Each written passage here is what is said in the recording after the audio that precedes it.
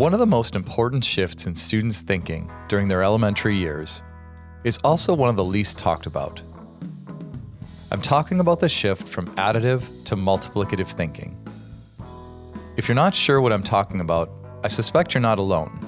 Today, we talk with Dr. Anderson Norton about this important but underappreciated shift.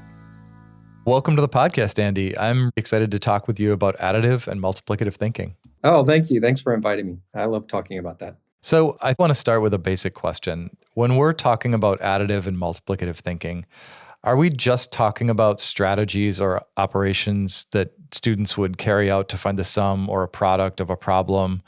Or are we talking about something larger? Yeah, definitely something larger. And it doesn't come down to strategies. Students can solve multiplication tasks, what to us look like multiplication tasks, using additive reasoning.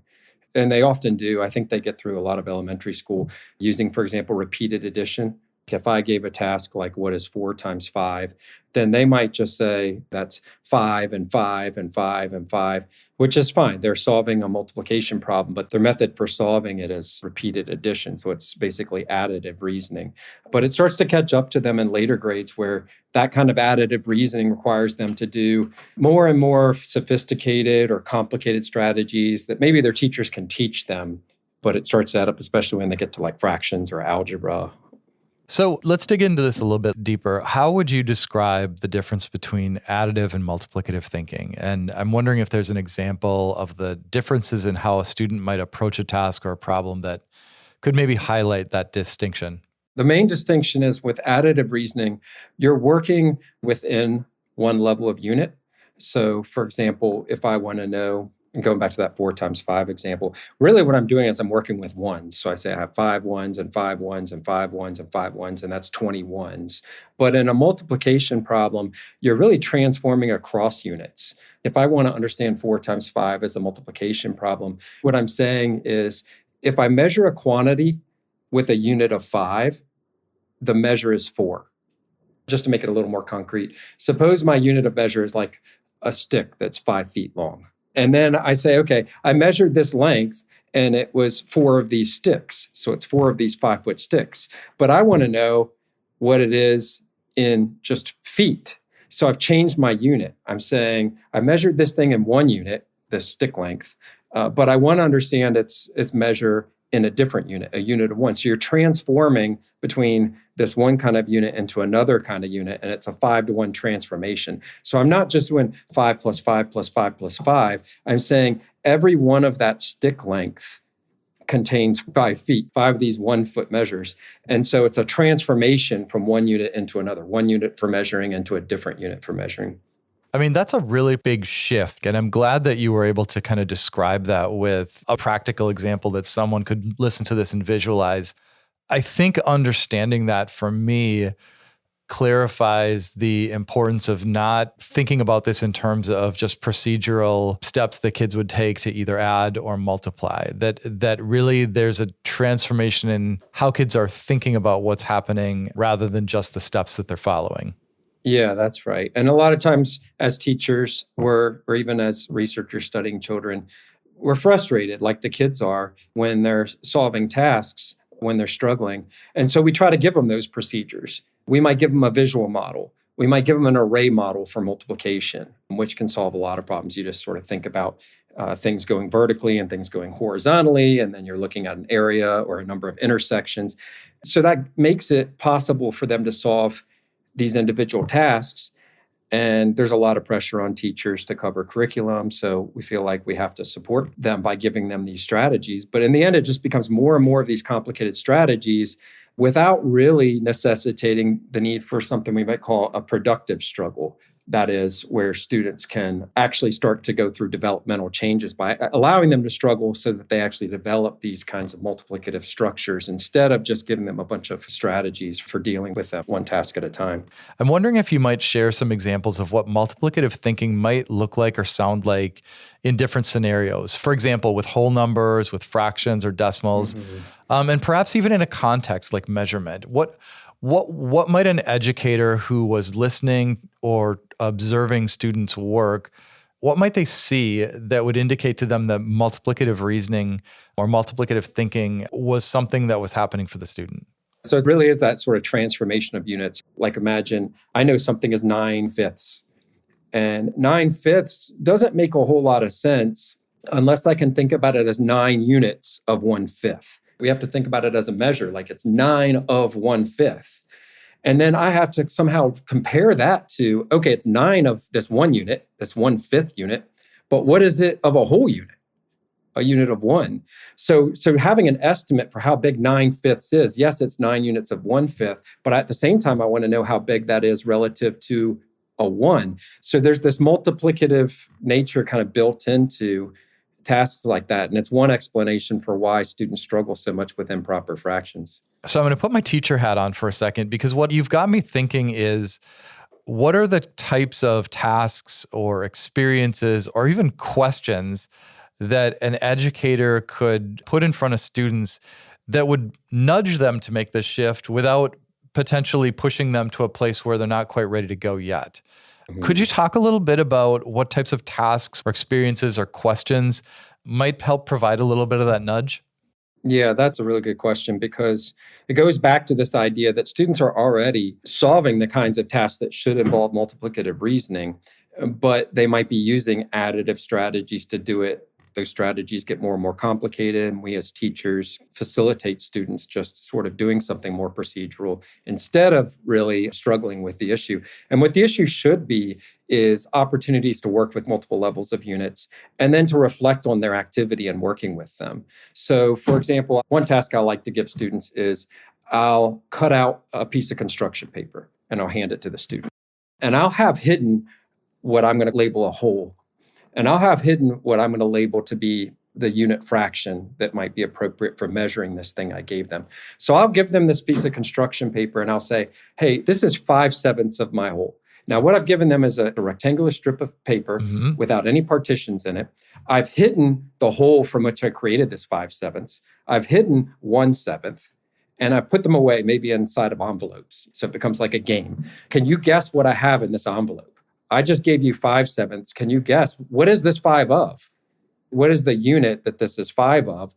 And what is the whole this 5/7 fraction is? So it's getting them thinking about 2 different levels of units at once. They've been given this one measurement, but they don't know the unit in which it's measured. And they don't even have visually present for them what the whole unit would be. So what they might do is they might engage in partitioning activity. Sometimes they might partition what I gave them into 7 equal parts instead of 5. Because I told them 5/7, and 5/7 to them, that means partition into 7. Well, that could lead to problems. And if they see that their unit is smaller than the one I have hidden, they might have to reason through what went wrong. Why might have you gotten a different answer than I did? So it's those kinds of activities of like partitioning or iterating a unit, measuring out with a unit, and then reflecting on that activity that give them a basis for starting to coordinate these units at higher and higher levels, and therefore, in line with Amy Heckenberg's framing, develop multiplicative concepts. I think that example is really helpful. I was picturing it in my head and I could see the opportunities that affords for kind of pressing on some of those big ideas. One of the things that you made me think about is the idea of manipulatives, or even if we broaden it out a little bit, visual models. Because the question I was going to ask is, what role might a visual model or a manipulative play in supporting a shift from additive to multiplicative thinking? I'm curious about how you would respond to that initially. And then I think I have a follow-up question for you as well. Okay. I can think of 2 important roles for visual models, or at least 2 for manipulatives, and at least 1 works with visual models as well. But before answering that, the bigger answer is no one manipulative is going to be the silver bullet. It's how we use them. We can use manipulatives in ways where students are just following our procedures. We can use visual models where students are just doing what we tell them to do and reading off the answer on paper. That really isn't qualitatively any different than when we just teach them an algorithm. They don't know what they're doing. They get the answer. They read it off the paper. You could consider that to be a visual model, what they're doing on their paper, or even a manipulative. They're just following a procedure. What manipulatives should afford is opportunities for students to manipulate. They should be able to carry out their mental actions. So maybe when they're trying to partition something and then iterate it, or they're thinking about different units, that's too much for them to keep in mind in their visual imagination.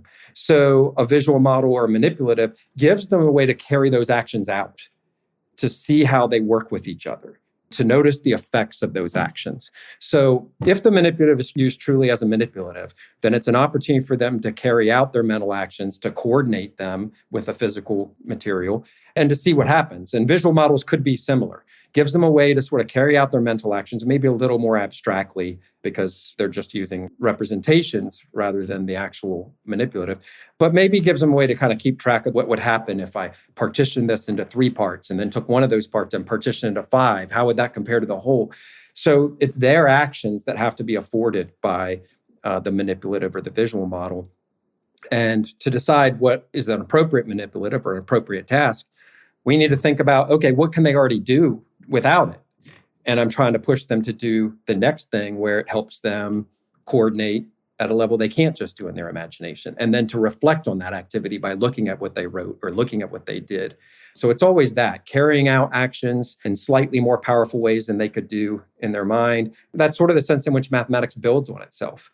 After they've reflected on what they've done and they've seen the results, now maybe that's something that they can kind of take as an object, as something that's just there for them in imagination, so they can do the next thing, add in complexity. Okay, so I take it back. I don't think I have a follow-up question because you answered it in that one. What I was kind of going to dig into is the thing that you said, which is there's a larger question about the role that a manipulative plays. And I think like your description of a manipulative should be there to manipulate, to help kids carry out the mental action and make meaning of that. I think that piece to me is one that I really needed clarified just to think about my own teaching and the role that manipulatives are going to play when I'm using them to support student thinking.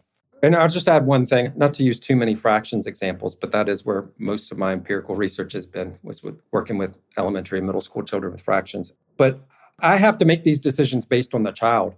So sometimes I'll use these Cuisenaire rods, the little fraction rods, the colored fraction rods. Sometimes I'll use those with students because then it sort of simplifies the idea. They don't have to wonder whether a piece fits in exactly a certain number of times. The rods are made to fit exactly. And maybe I'm not as concerned about them cutting a construction paper into equal parts or whatever. So the rods are already formed. But other times, I feel like they might be relying too much on the rods, where they start to see the brown rod as a 4. They're not even really comparing the red rod, which fits into it twice. They're just, the red is a 2, the brown is a 4. I know it's in there twice because 2 and 2 is 4. So they start to think about them in whole numbers. And so sometimes I'll use the rods because I want them to manipulate them in certain ways. And then other times I'll switch to the construction paper to sort of productively frustrate this idea that they're just going to work with whole numbers. I actually want them to create parts and to see the measurements and actually measure things out. So it all depends on what kind of mental action I want them to carry out. That would determine what manipulative as well, because manipulatives have certain affordances and certain constraints. So sometimes Cuisenaire rods have the affordances I want, and other times they have constraints that I want to go beyond, let's say, construction paper. Absolutely.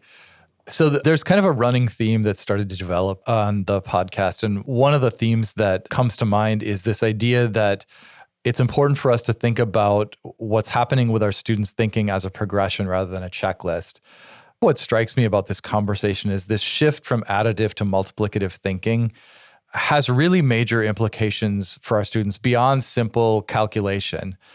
And I'm wondering if you could just afford us a view of why does this shift in thinking matter for our students, both in elementary school and then also when they move beyond elementary school into middle and high school? Could you just talk about the ramifications of that shift and why it matters so much that we're not just building a set of procedures, we're building growth in the way that kids are thinking?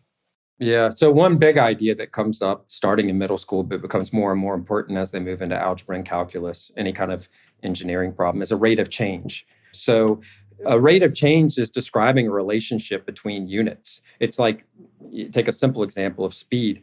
It's taking units of distance and units of time and transforming them into a third level of unit that is speed. So it's that intensive relationship that's defining a new unit. When I talk about units coordination, I'm not usually talking about physical units like distance, time, and speed. I'm just talking about different numerical units that students might have to coordinate. But to get really practical, when we talk about the sciences, units coordinations have to happen all the time. So students are able to be successful with their additive reasoning up to a point. And I would argue that point is probably around where they first see improper fractions. They're able to work with them up to a point, and then after that, things going to be less and less sensible if they're just relying on these additive sort of strategies that each have a separate rule for a different task, instead of being able to think more generally in terms of multiplicative relationships.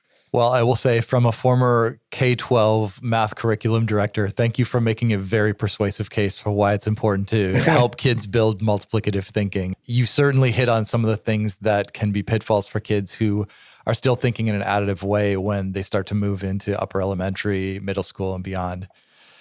Before we go, Andy, I suspect that this idea of shifting from additive to multiplicative thinking, that it's probably a new idea for our listeners. And you've hinted a bit about some of the folks who have been powerful in the field in terms of articulating some of these ideas.